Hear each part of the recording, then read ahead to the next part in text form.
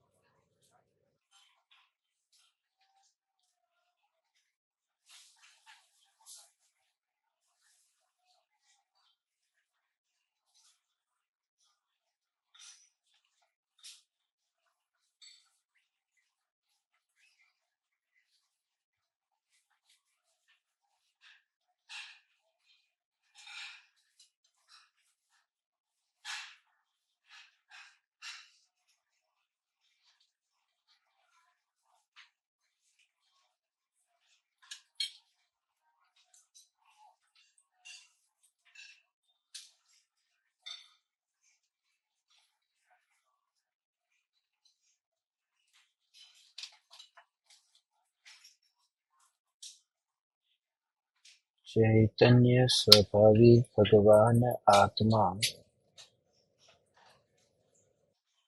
अनादि अनंत शुद्ध चैतन्य मात्र है। ज्ञान मात्र है। मैं शुद्ध चैतन्य मात्र, ज्ञान मात्र भगवान आत्मा हूँ।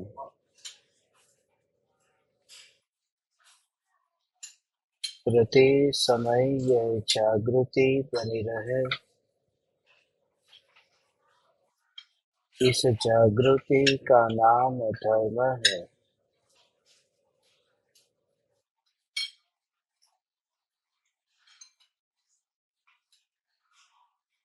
देह की प्रत्येक क्रिया के काल में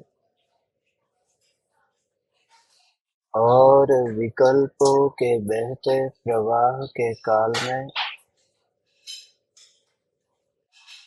ज्ञानी को प्रति समय यह जागृति रहती है कि मैं चैतन्य तत्व इस देह की किसी भी क्रिया में और विकल्पों के बहते प्रवाह में कहीं भी मिला नहीं हूँ। ऐसा शुद्ध चैतन्य तत्व मैं हूँ।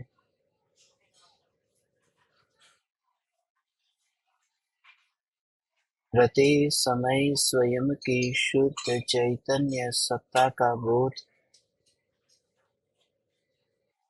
आत्म जागृति ही धर्म है।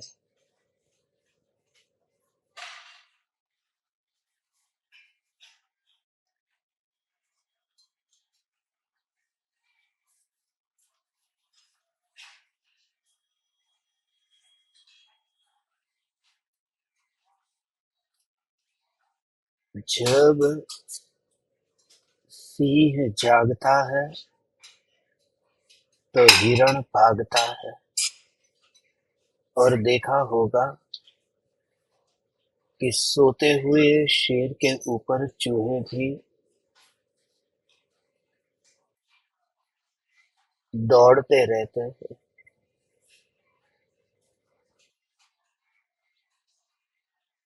जो आत्मा वर्तमान में सोया हुआ है, जो आत्मा वर्तमान में बेहोश है, स्वयं की अनुभूति से वंचित आत्मा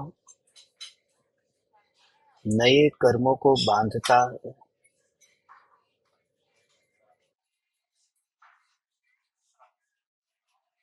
परमात्मा किसी का भी कुछ भी नहीं करता। इसलिए आत्म जागृति को परम धर्म कहा है और बेहोशी को महा अधर्म कहा है। एक ही आत्मा करता है और वही आत्मा अकर्ता हो जाता है।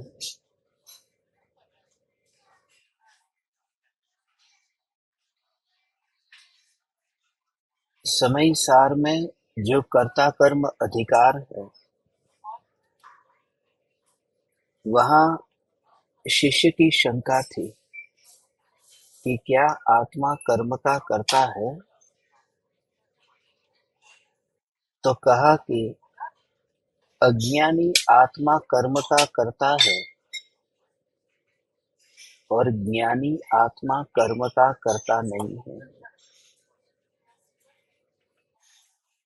क्योंकि ज्ञानी आत्मा स्वयं को कर्म का कर्ता मानता नहीं है। यदि ऐसा है कि मानने के कारण ही कर्ता बनते हैं, तो अज्ञानी भी मान लेगा कि मैं कर्म का कर्ता नहीं हूँ, तो क्या वह कर्ता नहीं रहेगा? सची वह कर्ता नहीं रहेगा, क्योंकि वह ज्ञानी हो जाएगा और ज्ञानी तो कर्म का अकर्ता होता ही है। परम कृपालु देव ने आत्म जागृति पर जोर दिया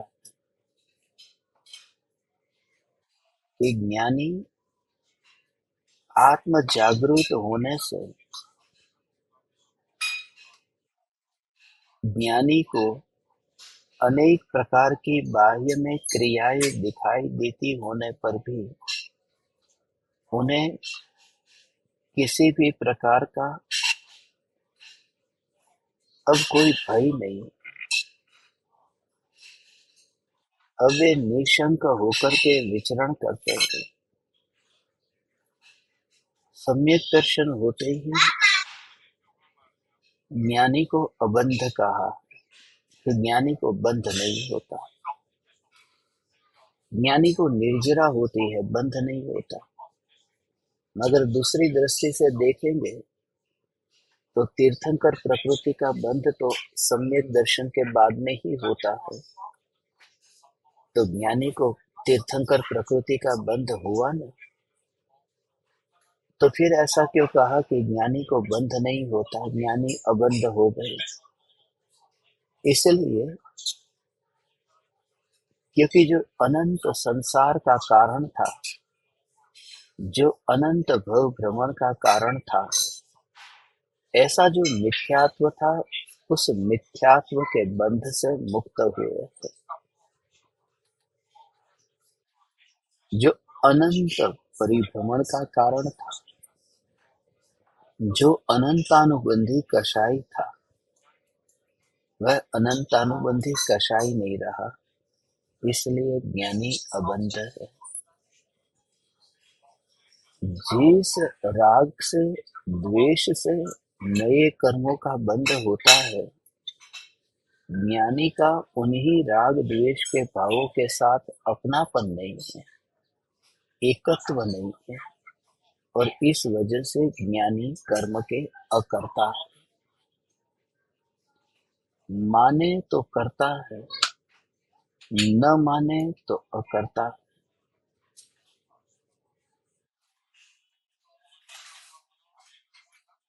स्वरूप का अनुभव हो कि यह जो ज्ञान, ये त्रिकाल जो चैतन्य सत्ता है, वह कर्म को करने क्यों नहीं चाहते?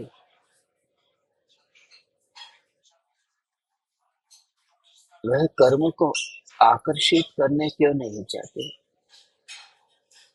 जो यहाँ अंतर में वास करता है, उस अंतर में वास करते हुए जीव को ज्ञान ज्ञान ज्ञान ज्ञान ज्ञान के प्रदेशों पर वास करते हुए जीव को नए कर्म का बंध नहीं होता। जो ऊपर ऊपर की बात है, ये बंधन वहां पर है। जैसे दर्पण के ऊपर धूल आकर के चिपक जाती है, मगर दर्पण के अंदर अंदर अंदर जाकर के एक रजकण भी चिपकता नहीं है। जो भी धूल होगी वह बाहर होगी। ऐसे ही असंख्य प्रदेशों में ज्ञान का विचार करो कि ये जो ज्ञान स्वरूप है, इस ज्ञान स्वरूप में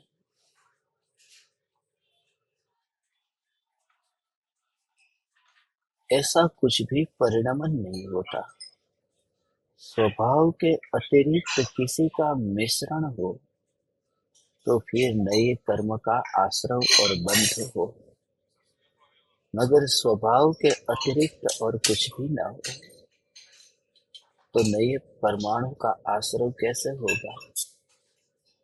जो चेहरा है, उस चेहरे के ऊपर तेल लगा है तो रजकण आकर के चेहरे पर चिपकते हैं, मगर अकेला चेहरा हो तो उस पर रजकण आकर के चिपकते नहीं है, क्योंकि जिसके कारण चिपकते हैं वह तो वहां है ही नहीं, वहां अकेला चेहरा है। और उस चेहरे के स्वभाव में ऐसा नहीं है कि रजकण को अपनी ओर आकर्षित करे। ऐसे ही ये जो ज्ञान है, इस ज्ञान में ऐसा कोई स्वभाव ही नहीं कि जो कारमाण वर्गणा को आकर्षित करे। कारवाण वर्गणा जो आकर्षित होती है वह तो राग आदि, मोह राग आदि विकारी भावों के कारण होती है, और ज्ञान में मिथ्यात्व ही नहीं, ज्ञान में मोह ही नहीं। इसलिए ज्ञान कर्मों के आश्रव का बंध का कारण भी नहीं बनता। बिना तेल वाला व्यक्ति, ऐसे ही यहाँ पर बिना राग द्वेष मोह वाला जो चैतन्य है, यह चैतन्य स्वभाव में जो वास करता है, उसे कर्म का बंध नहीं होता। क्योंकि जैसे ही ये वास माने ज्ञान अंतर में न्याय को जानने रूप परिणमित होता है, तो न्याय को जानने रूप परिणमित होते समय वहां अच्छा और बुरा ऐसा भाव नहीं होता, मात्र स्वभाव का स्वीकार होता है। एक बात खास ध्यान में रहे कि जैसे नींबू का रस खट्टा है, जैसे मिर्ची तीखी है, तो जो स्वाद है वह स्वाद जब अनुभव में आएगा, तब अनुभव में आते समय ज्ञान में जानने में आते ही अच्छा है बुरा है ऐसा भाव होगा। ये नियम जानो, अज्ञानी को जो भी ज्ञान होता है उस ज्ञान के साथ में राग होता है, द्वेष होता है। क्योंकि पर को जब जानना होता है उसमें दो क्रिया, एक तो जब पर को जानता है तो राग से द्वेष से विकल्प से पर को जानता है। केवली भगवान के बारे में आपने सुना, जिन्हें पर को जानने का विकल्प नहीं है और जो पर को जान करके भी विकल्प रूप परिणमित होते नहीं है, दो बात कही है। जिसे पर को जानने का विकल्प नहीं है और जो पर को जान करके भी विकल्प रूप परिणमित होते नहीं है, जो राग से जगत को जानते नहीं है और जगत को जान करके भी राग रूप परिणमित होते नहीं है, ये केवल भगवान की बात है। मगर जो अज्ञानी है, अज्ञानी है, जो पूर्ण वितरागी नहीं है, उस जीव की स्थिति ऐसी है कि पूर्ण वितरागता के बिना तो जिन जिन विषयों को वह जानेगा वो राग से ही जानेगा, और नियम से वह जानने में आए तो राग होगा, द्वेष होगा, आकुलता होगी, कषाय होगा। ज्ञान के साथ में राग द्वेष चलता ही रहता है। पैरेलल, ये तारा एक साथ में अर्थात एक ही समय में जाना अच्छा है, जाना बुरा है, जाना अच्छा है, जाना बुरा है, ये जानना और ये राग द्वेष, ये दोनों ही एक साथ में ही ये चलते रहते हैं। उनमें से अब जब जानने जाएगा तो राग होगा, द्वेष होगा। जब एक ज्ञान आत्मा को जानता है तो उसमें भी ये दोनों बात घटित होती है। आत्मा को जानते समय राग से और द्वेष से आत्मा को जानता नहीं है, और दूसरी बात कि आत्मा को जान करके राग होता नहीं। जैसे वस्तु जानने में आती है ना, तो उस समय उससे राग हुआ, बहुत अच्छी है। आत्मा को जानने का जो परिणाम है उसका परिणाम राग द्वेष ही नहीं, उसका परिणाम निर्विकल्प है, ध्यान है, वितरागता है, सहजता है। क्योंकि आत्मा को जान करके भी राग द्वेष होंगे तो फिर वितरागता प्राप्त किसके आश्रय से होगी? ऐसी कौन सी विधि होगी कि जिस विधि के आश्रय से वह वितरागता को प्राप्त हो? इसलिए मैं चैतन्य परमात्मा जब अपने को जानता हूं उस समय ये विकल्प से ऐसा जानने में आता ही नहीं। यहाँ कोई धक्का नहीं देता, पीछे से कोई फोर्स नहीं करता, न कोई आकर्षित करता है, न कोई फोर्स करता है। उसी का नाम आत्मा का अंतर में समा जाना है। आपने उस सूफी फकीर की कहानी सुनी है ना, कि एक आदमी गाय को एक जगह से दूसरी जगह लेकर जाना चाहता था और पीछे से वो मारता था, धक्का मारता था, लाठी मारता था, गाय आगे जा ही नहीं पाती थी। उस गाय को जाना ही नहीं था। मगर फिर किसी ने, फकीर ने, समझदार व्यक्ति ने उस व्यक्ति को कहा कि गाय ऐसे आगे नहीं जाएगी, हाथ में थोड़ा घास के तीन के रख ले। थोड़ी घास हाथ में दे दी और फिर वह आगे आगे चलने लगा और गाय पीछे पीछे चलने लगी। पहले कितनी जोर जबरदस्ती की, फिर भी गाय चली नहीं। अभी गाय को पकड़ना भी नहीं पड़ा और गाय चलने लगी। अब वो जो घास है वह घास गाय को आकर्षित करती है। ये दो बात हुई। वह जो गाय का मालिक है, पहली घटना में वो पीछे से धक्का मारता था, दूसरी घटना में आगे से प्रलोभन देता था, वह घास उसे आकर्षित करता था। जो आत्मा का उपयोग है वह आत्मा में जब अंतर में सहज सहज सहज ढल जाता है, उसको जो ढलना कहा ढल जाता है, तब उस उपयोग को पर द्रव्य धक्का नहीं देता कि जा तो हमसे दूर जा। पर द्रव्य ने धक्का नहीं दिया और त्रिकाली ध्रुव न्यायक ने वो घास का काम नहीं किया कि उपयोग को अपनी ओर खींचा। परद्रव्य और स्वद्रव्य दोनों ही द्रव्य उपयोग के अंतर के आत्मा में ढलने में दोनों ही अकर्ता है। परद्रव्य भी अकर्ता है, क्योंकि परद्रव्य कहता है कि जो मेरे पास आया ही नहीं है उसे मैं धक्का मारूं कैसे। क्योंकि उपयोग जब पर को जानता था उस समय भी पर को जानते समय भी उपयोग तो आत्मा में ही था। जिस समय आंख समुद्र को देखती है उस समय कोई समुद्र कोई धक्का मारने आता है कि हे आंख चली जा।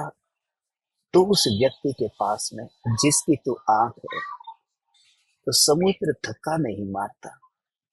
और ये शरीर है, ये शरीर आंखों को अपनी ओर लाता नहीं है, क्योंकि जो पर में गया नहीं उसे अपने में लाए कैसे। और जो अपने में है उसे भी अपने में लाने की जरूरत ही कहाँ। इस प्रकार से उपयोग जो अंतर में समा जाता है, ढल जाता है, उस ढलने का नाम सहजता है। तुम लोग क्या करते हो? जिस विधि से जगत को जाना था मैं, उसी विधि से आत्मा को जानना चाहते हो। मगर यहाँ प्रक्रिया बिल्कुल अलग है। यहाँ जोर जबरदस्ती भी नहीं है, यहाँ लोभ भी नहीं है, प्रलोभन भी नहीं है। यहाँ काल उसका ऐसा पक गया है, और वह काल भी सुनिश्चित है कि उपयोग अंतर में कब समाएगा, ढलेगा, अभेद होगा, वह भी सुनिश्चित है। ऐसी सुनिश्चितता जैसे ही तुम जानो, अभी तो वाणी से जानो, शब्दों से जानो, तुम्हारे अंदर भगवान ऐसा भाव आए कि वह भी निश्चित है। यदि वह भी निश्चित है तो फिर मैं क्या करूं? तब जाकर के वो मैं क्या करूं? मगर मैं का तो तुझे पता ही नहीं। ये प्रश्न तो वह व्यक्ति पूछ सकता है जिसे मैं का पता। तो जब सब निश्चित है, लोग कहते हैं ना सब निश्चित है, सब निश्चित है, सब निश्चित है, तो मुझे फिर करना ही क्या है? मगर मुझे का तुझे पता ही नहीं है कि मुझे माने किसे। वह जो जैसे ही तुम्हें ये पता चला कि मुझे माने ये ध्रुव चैतन्य सत्ता जो उपयोग को अपनी ओर लाती ही नहीं, इसलिए वहां आनंद का उछलना भी होता नहीं। तुम्हारे पास में धन का ढेर आए, तुम्हारी तिजोरी में माल आए तो उछल कूद, मगर ज्ञान का ऐसा अनुभव और अभ्यास करो। आज तुम्हें यही अभ्यास करना है। परम कृपालु देव आज इस 78वीं गाथा में चेतन की जो जागृति है, इस जागृति का भाव समझाते हैं। और जो जीव इस प्रकार से जागरूक रहता है वह अंतर्मुख रह करके कर्म का अकर्ता होता है, उसे कर्म नहीं बनता। तो न तो ईश्वर जबरदस्ती मुझे कर्म बांधता है, और न ही मैं इन कर्मों को बांधता हूँ। बस वो जो बेहोशी है, वह बेहोशी बंधन की करता है। मगर उस बेहोशी के साथ में मैं आत्मा भी हूँ, इसलिए तो ये पूरा परिभ्रमण है। क्योंकि पर्याय तो आत्मा के साथ ही है ना, परिणमन तो आत्मा के साथ है ना। ऐसा ही ये अद्भुत स्वरूप है। वह जो अद्भुत स्वरूप है। स्कूल में विद्यार्थी गया और उस विद्यार्थी को टीचर ने कहा कि तुझे आज प्रवेश नहीं मिलेगा, क्योंकि तूने आज यूनिफॉर्म नहीं पहना। सफेद रंग का यूनिफॉर्म पहनना था और उसने सफेद रंग का यूनिफॉर्म नहीं पहना, काला कपड़ा पहन करके स्कूल चला गया। टीचर ने उसे कक्षा में प्रवेश नहीं दिया क्योंकि उसने यूनिफॉर्म नहीं पहना था। और जब यूनिफॉर्म नहीं पहना, बच्चा तो वही है ना जो कल था, वही तो आज है। तो फिर टीचर को ऐसा करना चाहिए था कि बच्चे को कहते कि तू क्लासरूम में आ जा और सिर्फ यूनिफॉर्म को ही बाहर रहने दे। जहाँ गड़बड़ गड़बड़ कपड़े में है ना, बच्चे में कोई गड़बड़ नहीं है। बच्चा तो पढ़ा लिखा है, होशियार है, प्रथम कक्षा में आता है, फिर भी बच्चे को प्रवेश नहीं मिला। और ऐसा नहीं कि अकेले कपड़े को ही उसकी सजा दी गई है, पूरे बच्चे को ही बाहर रहना पड़ा, क्लास में नहीं आने दिया क्योंकि वो वस्त्र के साथ में था। वस्त्र अर्थात आत्मा की पर्याय है। यदि पर्याय में काली माँ है और आत्मा में काली माँ नहीं है, मगर फिर भी पर्याय की काली माँ के कारण पूरे आत्मा को संसार में भटकना पड़ता है। ये शुद्ध चैतन्य सत्ता, ये अनंत गुणाधिपति आत्मा, ये सर्वज्ञ शक्ति वाला आत्मा सातवें नरक में भी जाता है, निगोद में भी जाता है, क्योंकि वो जो पर्याय है वो पर्याय में दोष है। और सिद्धांत क्या है कि द्रव्य को उसकी पर्याय से अलग नहीं किया जा सकता। द्रव्य को पर्याय से जुदा जाना जा सकता है।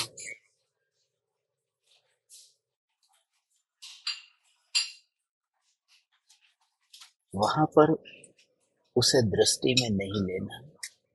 जब बच्चा पढ़ेगा, परीक्षा देगा, पास होगा, उसका रिजल्ट आएगा, तो रिजल्ट में उसको 100 में से 100 नंबर आए हैं, तो ये सब उसके रिजल्ट में लिखा होगा। मगर उसने यूनिफॉर्म पहना था या नहीं पहना था, उसने स्नान किया था या नहीं किया था, उसका चेहरा उस समय कैसा था, वह कुछ भी नहीं लिखा जाता। माने वो जो कपड़े के बिना वो बच्चा स्कूल में नहीं गया, मगर रिजल्ट के अंदर कपड़े को एक और रखा है, उसे गौण कर दिया। ऐसे ही जो त्रिकाल ध्रुव चैतन्य सत्ता है, इस सत्ता को पर्याय से अलग नहीं किया जा सकता। पर्याय तो रहेगी, मगर पर्याय को इतनी इग्नोर करके देखना कि कोई फर्क नहीं पड़ता। पर्याय में दोष है, और जो पर्याय में दोष है उस पर्याय के बदलने में देर नहीं लगेगी। वह पर्याय निरंतर बदलती ही रहती है। बच्चा कहे कि मुझे यूनिफॉर्म अब पहन करके आना ही पड़ेगा, अब मैं क्या करूं। मगर यहाँ तो ऐसा स्वरूप है कि एक एक समय में कपड़े बदलते ही रहते हैं। प्रति समय वस्त्र बदलते हैं। बदलना चाहो तो भी बदलते हैं, न बदलना चाहो तो भी बदलते हैं।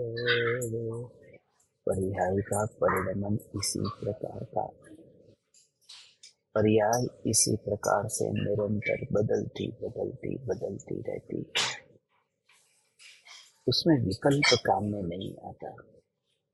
यदि कोई ऐसा सोचे कि मैं थोड़े समय के लिए, एक समय के लिए एक ही पर्याय को रिपीट करके उसको टिका दूं, मगर वह होता नहीं है।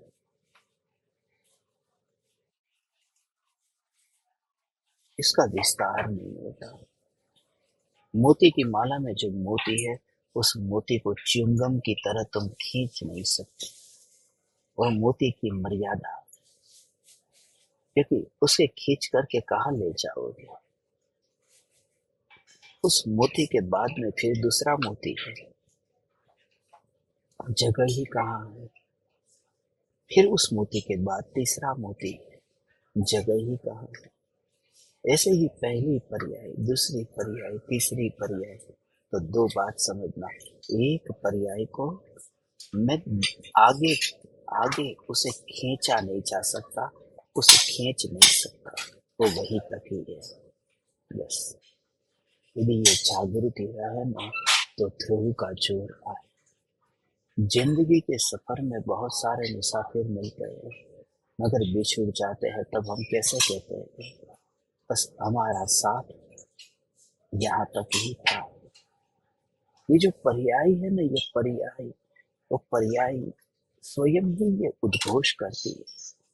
उसके पास वाणी नहीं है, पर उद्घोष करती है कि बस मेरा मेरा काल बस एक समय का ही है, एक समय से ज्यादा मेरा काल ही नहीं है, मरना ही लिखा है। मैं तो जिस समय पैदा हुई उसी समय मरना लिखा था, कि एक समय में मर ही जाना। इसलिए जो निरंतर बदलती पर्याय है, उन पर्यायों में अपने को मिला हुआ न देखे तो फिर अकर्ता है, और उन पर्यायों के साथ में मिला हुआ देखे तो फिर कर्मों का कर्ता है। बिना तेल का व्यक्ति रजकण को आकर्षित नहीं करता, और तेल वाला व्यक्ति रजकण को आकर्षित करता है। इसी बात को परम कृपालु देव ज्ञानी की दशा बताते हैं। यदि चेतन भान में रहता है, समझ से भरा रहता है, तो उसे कर्म क्यों नहीं बन सकता। ये 78वीं गाथा है। इस गाथा को हम पढ़ते हैं।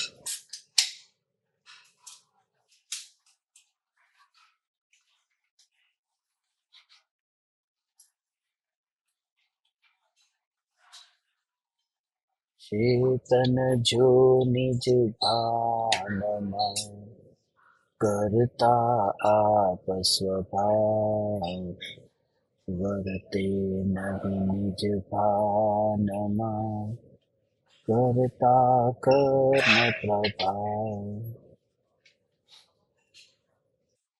यदि आत्मा अपने स्वरूप में जागृत हो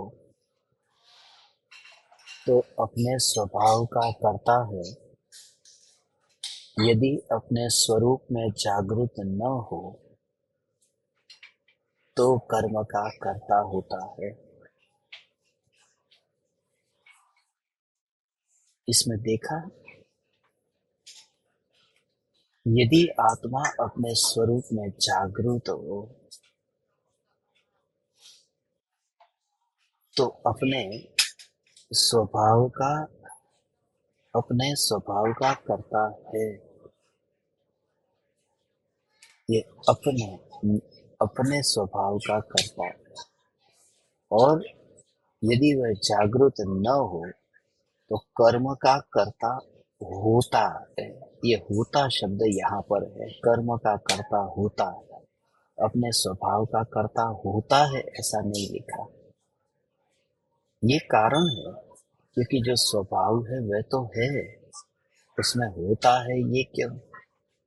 मगर जो स्वभाव नहीं है उसमें ये होता हो, तब उसे कहते हैं ये कर्म का कर्ता होता है। इसलिए उसमें कुछ नया आता है। इसलिए तुम्हारे लिए यदि ऐसी भाषा का उपयोग होता हो तो मुझे अच्छा नहीं लगता। लोग कहते थे ना कि इनको मैंने आपको मैंने ज्ञान दीपक बनाया है। उसमें नया लगता है कि नया बनाया है। हे चैतन्य परमात्मा, तो ज्ञान दीपक है। बनाया में एक नयापन जैसा लगता है, और है माने स्वभाव की बात आती है। कुछ नया नहीं बनाया। ऐसे ही ये ज्ञान जो ये ज्ञान सदाकाल अपने स्वभाव का करता है, होता है नहीं, पर का करता होता है, पर का करता बनता है। क्योंकि पर का करता होने के लिए उसे पर के निमित्त की भी जरूरत पड़ती है, कर्म के उदय के निमित्त की जरूरत पड़ती है। पर पदार्थों के बिना मैं राग करूं किस पर, द्वेष करूं किस पर। इसलिए इन सभी पदार्थों के बीच में रह करके ऐसा भेद ज्ञान करना है। मैं अपने स्वभाव में हूं तो स्वभाव का करता हूं, बस। जो जहां है वहां का करता है। पत्नी घर पर बैठी है और रसोई घर में बैठी है और वहां खाना बना। पति ऑफिस जाने के लिए निकला है, वह रास्ते पर है और वहां अकस्मात हो गया। तो दोनों, एक खाना बनने की क्रिया, एक अकस्मात होने की क्रिया। जो बाहर गया है वो बाहर की क्रिया का करता है, वो अकस्मात का करता है। जो घर में ही रहती है वो घर की क्रिया का करता है। और ज्ञानी सदा अपने घर में ही रहते हैं। घर में आना नहीं है, घर में ही है, घर में ही है। ऐसा जब तुम अनुभव करो तब तुम्हें उस अस्थि में ये विकल्प न आए। क्योंकि विकल्प से ही ये भ्रम होता था कि ज्ञान जगत को जानने के लिए जा रहा है। ये विकल्प भ्रम पैदा करता है, विकल्प से भ्रम पैदा होता है। मैंने टेबल को जाना, कुर्सी को जाना, मैंने इसको जाना, उसको जाना। ये विकल्प से भ्रम पैदा होता है। ज्ञान जो है, उस ज्ञान से तो कोई भ्रम पैदा नहीं होता। तो जब तुम ये विचार करते हो,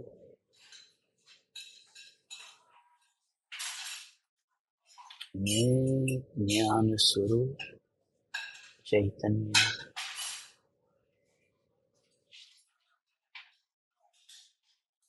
अपने स्वभाव के अतिरिक्त मैं कहीं गया ही नहीं।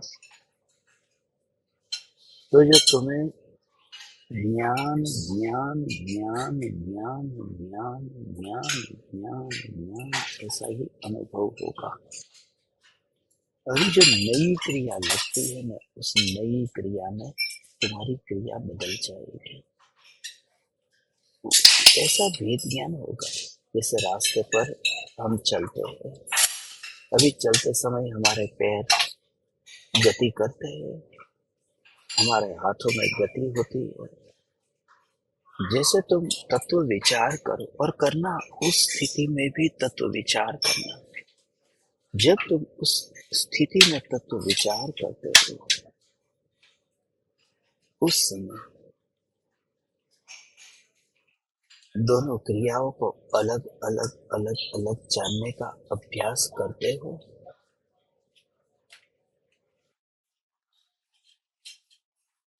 यदि ऐसा फासला देखते हुए अलग अलग अभ्यास करो, हाथ ऐसा हिला और तुम्हें उस समय ही ऐसी जागृति कि ज्ञान जानना जानना जानना जानना, ये क्रिया ज्ञान की हो रही है और हाथ ऐसे हिल रहा है। तब तुम्हें ऐसा दिखेगा कि देह के साथ में ज्ञान होता ही नहीं है, क्योंकि ज्ञान वह है जो जानने रूप परिणमित होता है। ज्ञान वह नहीं है जो पृथ्वी पर यहाँ से वहां भटकता रहता है, वह ज्ञान नहीं। तो देह की चलने की क्रिया के काल में भी इतनी जागृति और ऐसा भेद ज्ञान होगा। देह चलता है मगर आत्मा की जानन धारा अलग से चलती है। और कभी ऐसा हो गया कि फिर तुम रुक गए, ठहर गए, तो भी तुम्हें ऐसा नहीं लगेगा कि कुछ ठहर गया। वहां पर भी जानना जानना जानना जानना जानना जानना जानना। वो जो जानना जानना जानना, उसका भाव समझे। स्मशान में बैठे हैं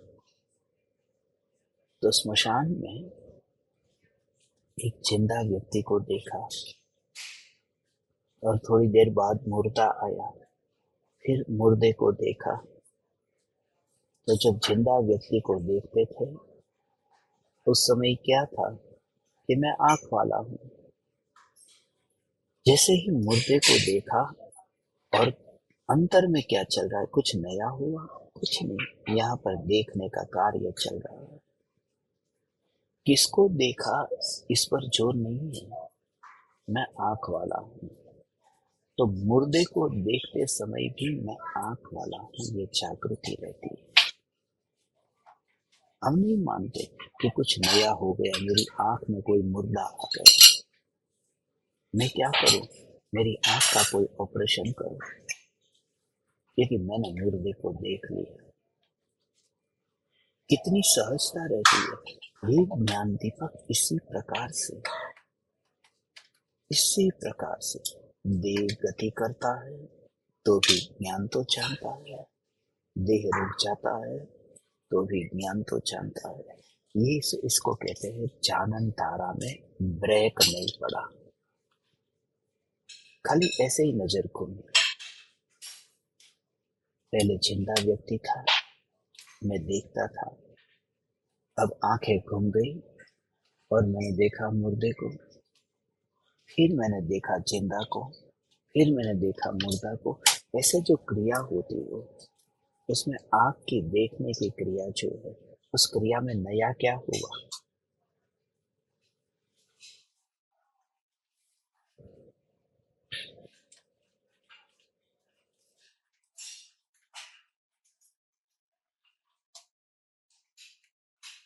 दोनों में नया कुछ नहीं हुआ। देखने का कार्य तो देखने का ही है। जिंदा व्यक्ति को देखे या मुर्दे को देखे, और भी लोग स्मशान में हैं, कभी विकल्प ही नहीं आता ना। स्मशान में जैसे लोगों को देखते हैं कि मुर्दे को लेकर के आए हैं, उन लोगों को भी हम देखते हैं और मुर्दे को भी देखते हैं। कभी ये विकल्प ही नहीं आता कि ये मुर्दे को देख करके कहीं मैं अंधा हो जाऊंगा, तो क्योंकि ये श्रद्धा है। देखने का कार्य आंख का है, मुर्दे का नहीं है। देखने का कार्य आंख का है और आंख फिर अस्पर्शी है। किसी को छुए बिना आंख जो है वो किसी को छुए बिना ये देखने का कार्य करती है। फिर ये आंख में कण गिरेगा कैसे। इस प्रकार से ये ज्ञान का स्वरूप जाने। जो राग और द्वेष के विकल्प में उनको मुर्दा जानो, जो वितरागता है उसे जीवंत जानो। ज्ञानी के पास क्या है, राग द्वेष भी है, क्योंकि अभी पूर्ण वितरागी हुए नहीं। और ज्ञानी के पास वितरागता भी है, क्योंकि मिथ्यात्व से तो मुक्त हो गए। तो दोनों को जानते हैं, वितरागता को भी जानते हैं और राग द्वेष के विकल्प को भी जानते हैं। वो जो जानने वाला ज्ञान उस आंख की तरह है। जो आंख शरीर में से निकलकर ना वहां खड़े हुए जिंदा लोगों के पास गई, ना तो वह आंख निकल करके मुर्दे के पास गई। You just feel it. उसमें ही पूरा ज्ञान देखना है। फिर ये मुख्य नहीं होगा, ये ज्ञान का ये कार्य चलता ही रहता है।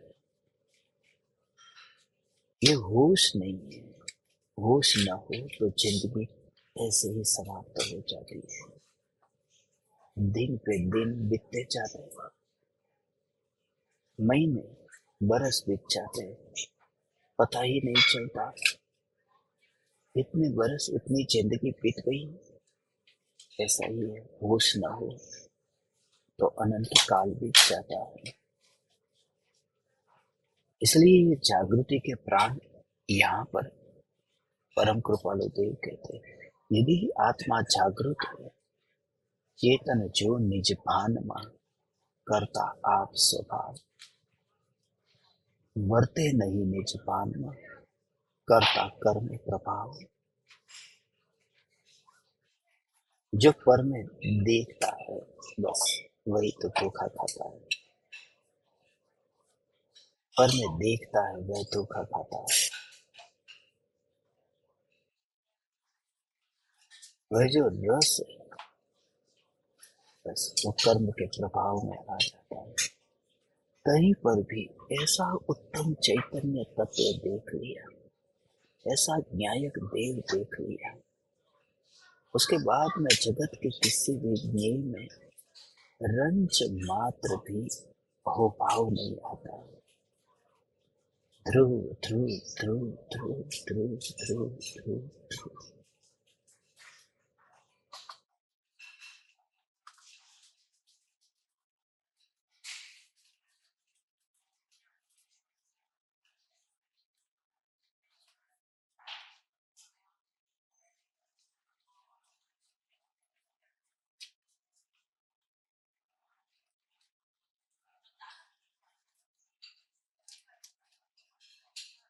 फिर विकल्प की सुनामी हो और क्षयोपम ज्ञान की सुनामी हो, उससे सावधान रहते हैं।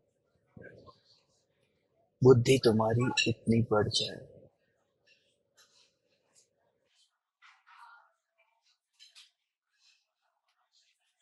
मगर सामने से सुनामी हो तो सुनामी में जानबूझ करके डुबकी लगा करके मरना कौन चाहेगा।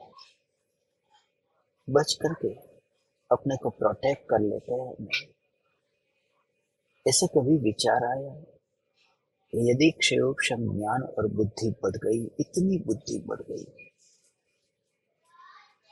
इतने शास्त्र को जाने, मगर फिर भी उस सुनामी से अपने को बचा लेना चाहिए। उसी का नाम अपने स्वभाव में रहना है। चेतन निज भान में रहता है, वरना प्रभावित हो जाता है, कर्म के क्षयोक्षम से प्रभावित होता है। जिसने उत्कृष्ट से उत्कृष्ट तत्व देख लिया, जान लिया, वह कभी किसी पर से प्रभावित नहीं होता। एक व्यक्ति ने सारा गांव देखा हो, किसी ने सारा देश, सारी दुनिया देख ली।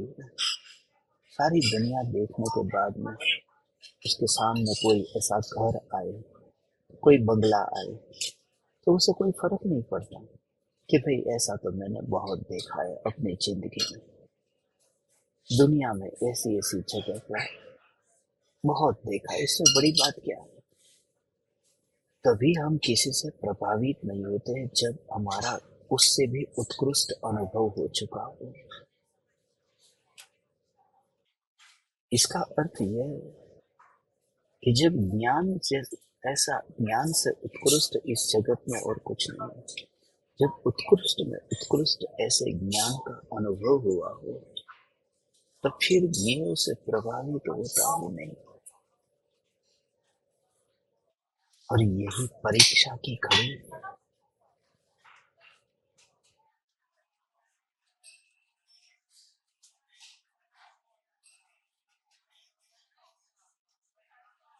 ऐसा नहीं है कि वह पदार्थ तुम्हारे पास में नहीं है, समूह शरण तो अभी नहीं है, समूह शरण में रखा क्या है, समूह शरण में रखा क्या है। वस्तु को वस्तु के स्वभाव की दृष्टि से देखने के लिए तो एक समय भी बेहोश नहीं होता।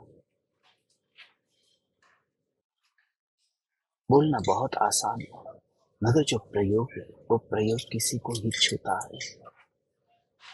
कैसा प्रयोग मैं तुमसे कहूँ। यहाँ सिंगापुर में ऐसी ऊंची ऊंची इमारतें, ऐसी चमकती हुई यहाँ की रोशनी, कुछ ज्ञान दीपकों के साथ में मैं यहाँ पर ऊंची इमारतों को देख रहा था, उन्हें दिखा रहा था कि देखो, ये दुनिया के श्रेष्ठ देशों में ये एक देश है। शक्तिशाली देशों में ये एक देश है। थोड़ी देर देखा और देख करके फिर उन्होंने कहा, चक्रवर्ती अपनी चक्रवर्ती की संपदा भी छोड़ करके चले जाते हैं, इसमें क्या रखा है? कुछ भी नहीं।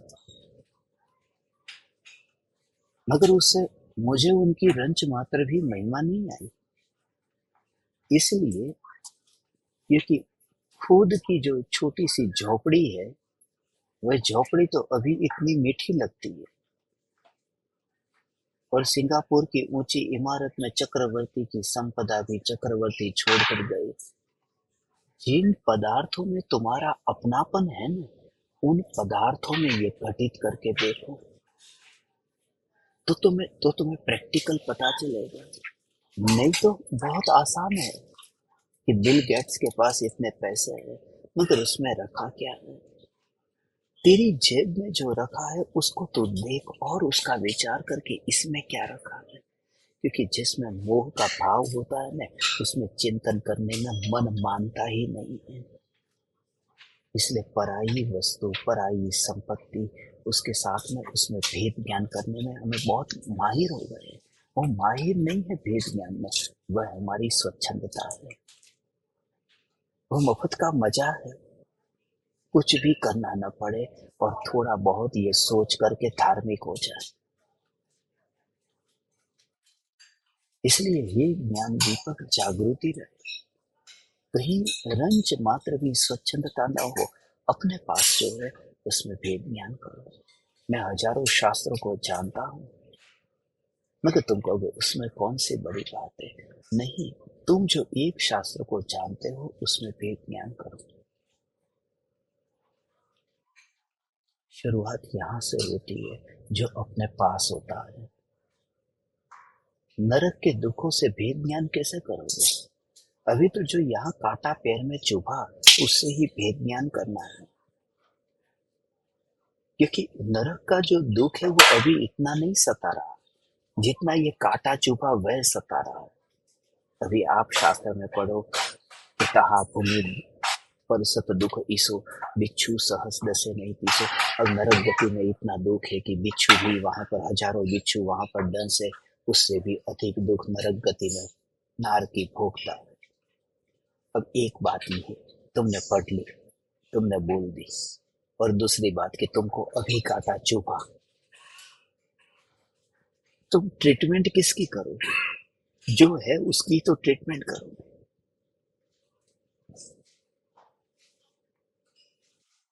कोरोना खतरनाक बीमारी, मगर मुझे जुकाम हो गया, तो मैं कोरोना का इलाज का विचार नहीं करूंगा। जो जुकाम है उसका विचार करूंगा कि उसके लिए कौन सी दवाई लेनी है। तो जीव क्या करता है? अज्ञानी बचाव कर लेता है अपने बचाव के लिए। इसलिए हे ज्ञान दीपक, जागृति के साथ में भगवान, जागृति के साथ में यदि आप करेंगे तो इतना आनंद आएगा कि जो भी अपने में है। तो यहाँ से ही जो भी भाव आते हैं उन भावों से भेद ज्ञान होगा। पर से प्रभावित मत होना, दुनिया से प्रभावित मत होना, मगर शुरुआत वहां से करना जो तुम्हारे पास में। सिंगापुर में रखा ही क्या है? दुनिया में घूमने जाओ, वहां रखा ही क्या है? ये होगा तो पानी होगा, होगा तो पौधे होंगे, वनस्पति होगी, या फिर होगा तो पर्वत होगा। इसके अलावा होगा क्या? पानी, बर्फ, वनस्पति, पौधे, फूल और पहाड़, पर्वत। इसके अलावा इस दुनिया में घूमने जाओ तो है क्या? कुछ भी नहीं है। इसलिए सारी दुनिया में कहीं पर भी, कहीं पर भी, कहीं पर भी सुख और चैन नहीं है। नहीं, घर में जो तुम्हारा कमरा है, ये सोफे पर जिस कुर्सी पर तुम बैठे हो, उस कुर्सी के मोह को देखो कि इस कुर्सी को यदि कोई उठा करके तोड़ दे एक दिन भी यदि झाड़ू लगाने वाली, पोछा लगाने वाली, साफ सफाई करने वाली बाई उसे ठीक तरह से साफ न करे, या फिर बच्चे खाते खाते उस पर बैठ जाए, उस पर उस कुर्सी पर दाग लग जाए और कभी न जाए, ये सब घटना में विचार करोगे तो असली धर्म का पता चलेगा। वैज्ञानिक मेंढकों पर प्रयोग कर लेते हैं, उससे कोई भी वितरागी नहीं है, क्योंकि खुद का कहाँ कुछ कट रहा है, मेंढक कट रहा है, तो आसानी से हो जाता है, उसमें कुछ बलिदान नहीं देना पड़ता।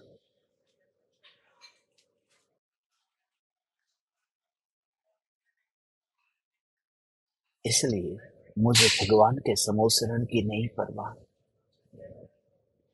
वो रत्न जड़ित समोसरण की बात नहीं करता। मैं तो आईने में अपने को ही, इसी चेहरे को ही, इसी वस्त्र को ही देख करके विचार करता हूँ, समोसरण देखा नहीं है, पढ़ा है, वह भी जिन्होंने लिखा उसके रंग रूप को ना ठीक तरह से बता पाए। कैसे बता पाएंगे, क्योंकि रंग भी कितने प्रकार के होते, कैसे वर्णन करेंगे, बहुत मर्यादा है रंग में। स्त्रियों को तो अच्छी तरह से पता है, एक साड़ी के साथ में यदि ब्लाउज पीस खरीदने जाना हो तो एक ही साड़ी के रंग के जैसा ही 25-25, 50-50 लगेगा कि सब एक जैसे है दूर से देखो तो, मगर उसका मैचिंग करो तो पता चले कि कितनी कितनी सूक्ष्मता से देखो तो कितने भेद है रंग में। अब शास्त्र एक एक रंग का वर्णन नहीं करता, इसलिए रत्न जड़ित समोसरण से भेद ज्ञान करने से पहले इस राख से ही भेद ज्ञान करना, इन परमाणुओं को ही देखते हुए भेद ज्ञान करना। जो जागृति में अपने स्वभाव में रहता है वह कर्म से प्रभावित नहीं होता, वरना फिर कर्म से प्रभावित होता है। कर्म से जो प्रभावित होता है अर्थात ये भाव कर्म, नौ कर्म, द्रव्य कर्म, ये जो कर्म है वो कर्म के प्रभाव में वह फंस जाता है।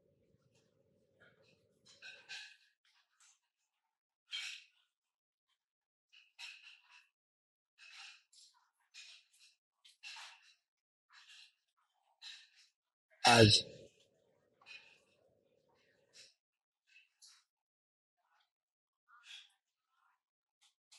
सत्संग रात को बहुत देरी से होता, 11 बज जाते, 11:30 बज जाते, फिर हमें आज के दिन सत्संग करना था, इसलिए आप सभी को अभी तात्कालिक अचानक बुलाया है भगवान।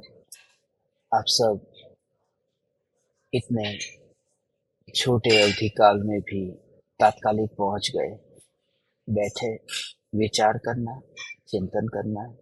आज का प्रयोग मैं आप परमात्माओं को सिर्फ इतना देता हूँ, जो है उससे भेद ज्ञान करो, जो अपने पास में है उससे भेद ज्ञान करो। दूसरे के वैभव से भेद ज्ञान करना बहुत आसान है।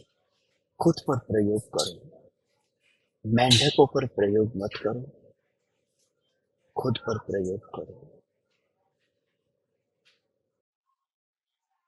तो सहज ही आपको समाधान मिलेगा। आप सभी ज्ञान दीपकों को मैं मेरे हृदय के अंतःकरण से प्रणाम करता हूँ। आज रात को तो हम लोग भारत वापिस आ जाएंगे और कल सुबह कैसी अनुकूलता है उसके हिसाब से देखेंगे। यदि अनुकूलता होगी तो 6:42 पर जो अपना दीपक कनेक्शन ध्यान प्रयोग है उसमें हम प्रत्यक्ष लाइव में कल मिलेंगे मुंबई से। आप सभी ज्ञान दीपकों को प्रणाम। चैतन्य चैतन्य चैतन्य।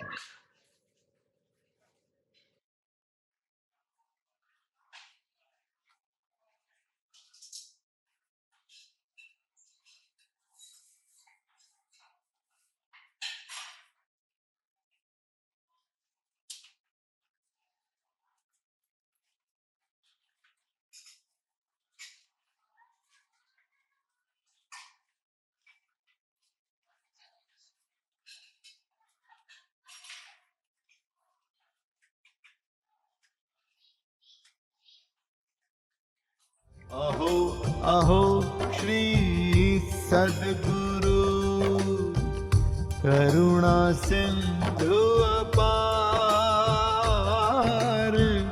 इस पामर पर प्रभु किया आहो आहो उपकार, आहो आहो उपकार।